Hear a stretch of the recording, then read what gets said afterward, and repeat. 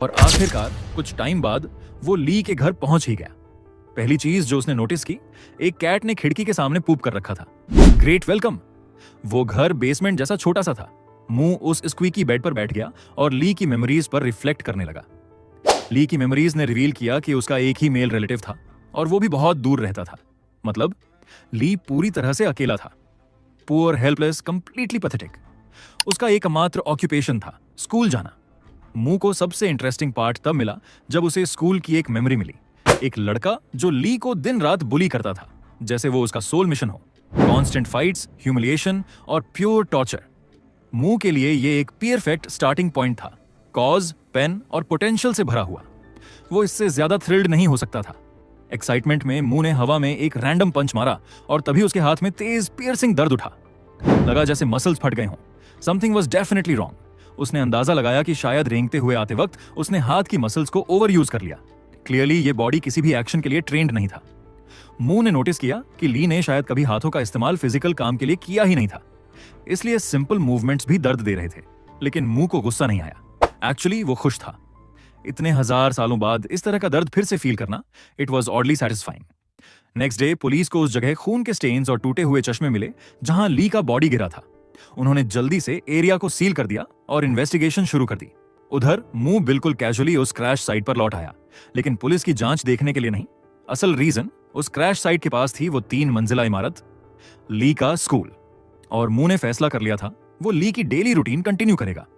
School में घुसते ही वो हॉलवे स्कैन करने लगा जब तक उसे ली का क्लासरूम नहीं मिल गया। मुंह ने जैसे ही ली की क्लासरूम ढूंढी, उसकी एक्साइटमेंट इतनी ज्यादा थी कि उसने रेल डोर को जोर से स्लाइड करके खोल दिया।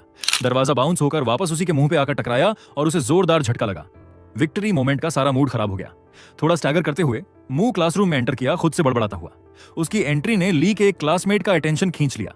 लड़का मुंह की आवाज से इरिटेट हो गया और उसे गुस्से से घूरते हुए बोला, इडियट, ली हो, जरा धीरे आया कर।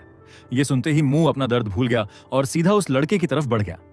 मुंह उसके बिल्कुल सामने जाकर खड़ा हो गया, इतने करीब कि लड़का थोड़ी देर के लिए शॉक में फ्रीज हो गया।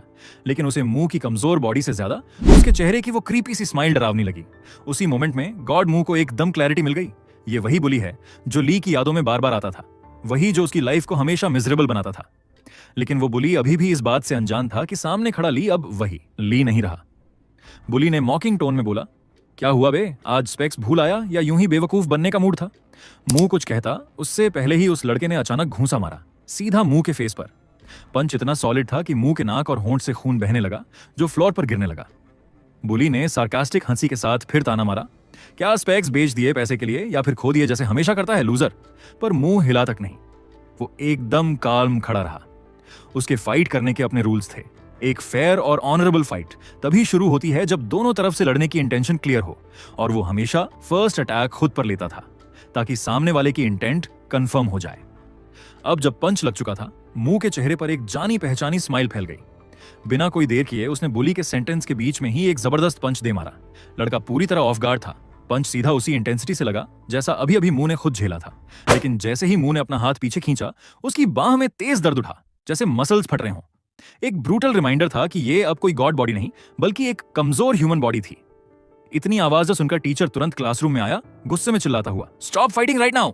पर तब तक पूरी क्लास की नजरें फाइट पर जम चुकी थीं। सब क्यूरियोसिटी से देख रहे थे कि ये नर्ड टाइप लड़का कैसे बुली से भिड़ गया। बुली को पहली बार किसी नर्ड से पंच मिला था, उसकी ईगो हर्ट हो गई थी। अब वो पूरी तरह गुस्से में मुंह की तरफ दौड़ पड़ा, इग्नोरिंग द टीचर और क्लास की भीड़। मुंह ने तुरंत खुद को डिफेंड किया और ज्यादातर अटैक्स को ब्लॉक भी कर लिया, बस काइंड ऑफ। वो सोच रहा था, अगर मेरी रियल बॉडी होती तो ये फाइट तो कब का ओवर हो चुकी होती। उसने गॉड पावर्स एक्टिवेट करने की सोची, पर वो काम ही नहीं कर रहे थे। ये रियलाइजेशन उसे डिस्ट्रैक्ट कर गया और अगले ही सेकंड में उसे फिर से एक पंच पड़ गया। हालांकि ये उतना पेनफुल नहीं था, पर अब बुली रुकने वाला नहीं था जब तक मुंह को रिग्रेट ना हो जाए। दूसरी तरफ मुंह को रियलाइज हुआ कि अब उसकी हालत सीरियस है। ना पंचेस लग पा रहे थे, ना किक्स, और ऊपर से गॉड पावर्स भी फेल हो चुके थे। उसके पास बस एक ही ऑप्शन बचा था। सडनली मुंह ने अपना सिर नीचे किया, एक एग्जैक्ट पॉइंट टारगेट करते हुए, और इनकमिंग पंच को अपने सिर पर झेला। उसका स्कल ही इस बॉडी का वो पार्ट था जो थोड़ा रिलायबल था। जैसे ही बुली की मुट्ठी मुंह के सिर से टकराई, जोरदार इंपैक्ट से बुली की उंगलियां टूट गईं। दर्द इतना ज्यादा था कि बुली चिल्ला उठा जैसे कोई बच्चा रोता है। मुंह अंदर से खुद को जीनियस फील कर रहा था। अब इस फाइट को खत्म करने के लिए मुंह ने बुली की डिस्ट्रैक्शन का फायदा उठाया। इस बार मुंह खुद आगे बढ़ा, उसके हाथ को पकड़कर अचानक सिर से एक जोरदार हेडबट मारा, सीधा पेट या शायद बॉल्स पर। बुली फिर से पूरी तरह शॉक में आ गया। इतना इंटेंस पेन कि वो संभल ही नहीं पाया। लेकिन मुंह यहां रुका नहीं। एक और तेज मूव में उसने अपना सिर उठाकर बुली के जबड़े पे जोरदार हेडबट मारा। इस बार बुली की आंखें पलट गईं, घुटनों पर गिर पड़ा, एकदम हार चुका लूजर लग रहा था और फिर बेहोश हो गया। क्लासरूम में सब स्टंट थे, कोई भी हिला तक नहीं, बस फोन्स निकालकर पूरा फाइट रिकॉर्ड कर रहे थे।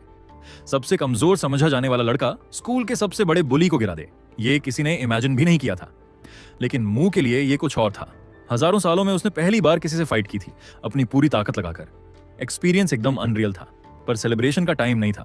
जैसे ही एड्रेनालिन गया, उसकी बॉडी में जो भी चोट लगी थी सब एक साथ दर्द देने लगी।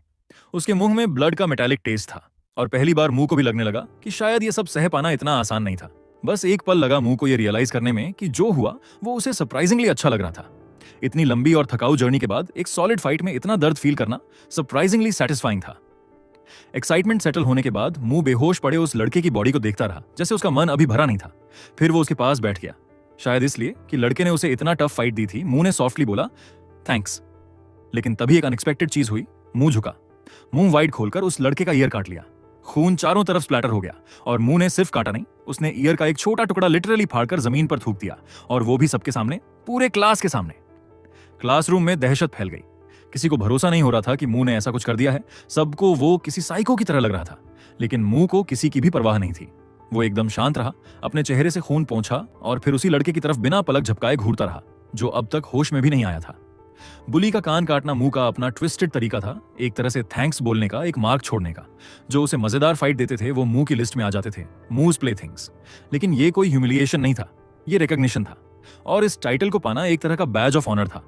आयरॉनिकली ये कुछ वैसा ही था जैसे इंसान किसी जानवर को न्यूटर करके मार्क करते हैं, बस फर्क ये था कि मुंह का तरीका ह्यूमिलिएशन नहीं, रिस्पेक्ट और पावर दिखाने का था।